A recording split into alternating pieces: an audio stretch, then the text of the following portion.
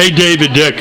We just saw you. Actually, we didn't. We spoke with you the other evening, and you're here in Covington on Main Street.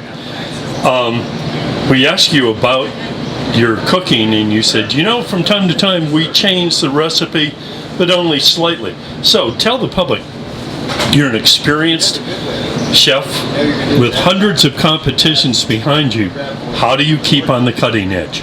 So I think the biggest thing to keep on the cutting edge is really talking with the different cook teams, but then also talking with some of the judges and seeing what they're seeing, what kind of things are happening in other parts of the country. I try to mix in judging as well as cooking, and I think that keeps me on the cutting edge because I get to kind of see what other people are doing. All right, but it's one thing to keep on the cutting edge of, let's say, pork cooking. But we've seen you in other competitions where you had to do beef brisket, you had to do, you know, ribs, all kinds of different, you even had to fashion a dessert within about a 2-hour period. So it's one thing to know one aspect of cooking. You seem to have grasped multiple aspects of cooking. I think for me, it's all about kind of getting a good idea of what flavors work well together, sweet and savory, and a little bit of spice, you know. But the biggest thing we find in competition barbecue is you're not trying to make a super sweet barbecue or a sweet dish, not trying to make a salty one, a spicy. You want to find the best average barbecue, which sounds bad, but it's not. It's all about figuring out, when you have 6 judges in front of you, what is each one of those judges going to like versus this judge likes spicy, this judge likes sweet. You want to find that middle ground that mixes all that together.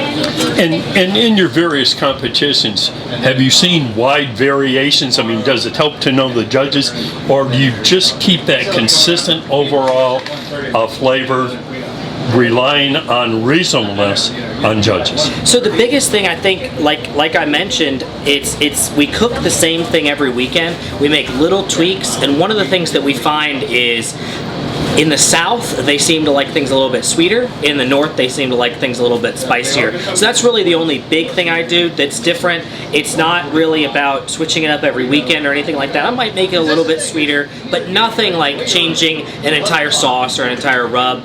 And it's really a tenderness battle. It's all about getting that perfect tenderness. And do most sauces work the same with chicken and beef and pork, or are they substantially different? So for the most part, they're going to be pretty similar to the layperson that doesn't really do competition barbecue. It may taste pretty similar for us. You know, I have a chicken sauce, I have a pork sauce, I have a rib sauce, and I have a brisket sauce. But my pork and rib sauce are pretty similar. My brisket sauce is probably the most different of the 4, and my chicken sauce, I haven't changed it in a while. It's been super good for me. One final question.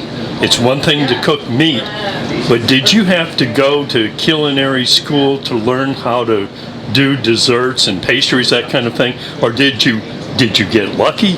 Or you're just good with almost anything? Because there were, I don't know how many, 25 different cooks at a competition we saw. You took the prize.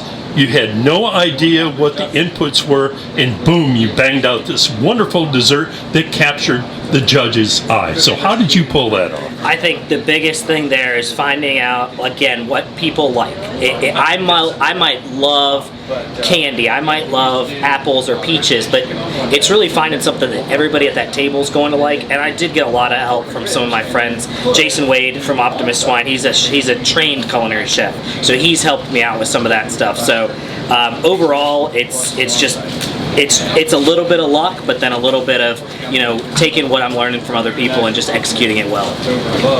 Thanks very much indeed.